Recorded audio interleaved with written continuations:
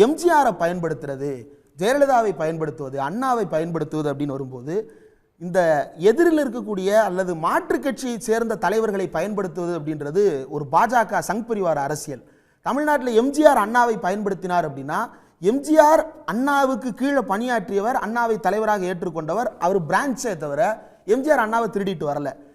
ஜெயலலிதா அதனுடைய பிரான்ச் அவுட்டாக தான் வந்தாங்களே தவிர அண்ணாவை திருடிட்டுலாம் போகலை. ஆனால் இவர் முன்னெடுக்கிறதுன்றது பாஜக பாணியில் ஒரு எனிமி வித்தின் கான்செப்டை தேர்தல் அரசியலுக்குள்ளே நடத்த பார்க்கிறது. எப்படி இந்து முஸ்லீம் கலவரத்தை உருவாக்கும் பொழுது இந்துக்களிடம் போய் முஸ்லீம்கள் எதிரி அப்படின்ற ஒரு கட்டமைப்பு உருவாக்குவாங்களோ, கிட்டத்தட்ட அதே பாணியில் அண்ணாவை இந்த பக்கம் எடுத்துக்கொண்டு மற்றவர்களை தீய சக்தின்னு சொல்றது, அவர்களை எதிரி அப்படின்னு கட்டமைப்பது, அவர்கள் மீது ஆத்திரப்பட்டு கத்துவது, இது எல்லாமே எதை நோக்கி நகருது அப்படின்னா, இவர் நேரடியாக இவருடைய பேட்டர்ன் முழுக்க முழுக்க ஒரு ஆர்எஸ்எஸ் சங் பரிவாரனுடைய நேரடி பேட்டர்னாகவே தான் இவர் இவால்வ் ஆகி நிற்கிறாரு. அவர் ஆர்எஸ்எஸ் பிஜேபி எதிர்க்கிறதா சொல்றாரு. ஒரு வார்த்தையை தவிர ஏதாவது ஒரு நம்முடைய கொள்கை எதிரி யார் அப்படின்னு கேட்கிறாரு.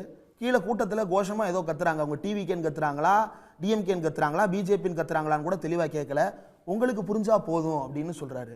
உங்களுக்கு புரிஞ்சா போதும் அப்படின்னா நீங்க எஸ்டாப்ளிஷ்டு பார்ட்டியெல்லாம் கிடையாது. நீங்க இப்போதான் தலைவர்னு உங்களை நீங்களே you are a self claimed leader, உங்களை நீங்களே பிரகடனப்படுத்திக்கிட்டு வந்திருக்கீங்க.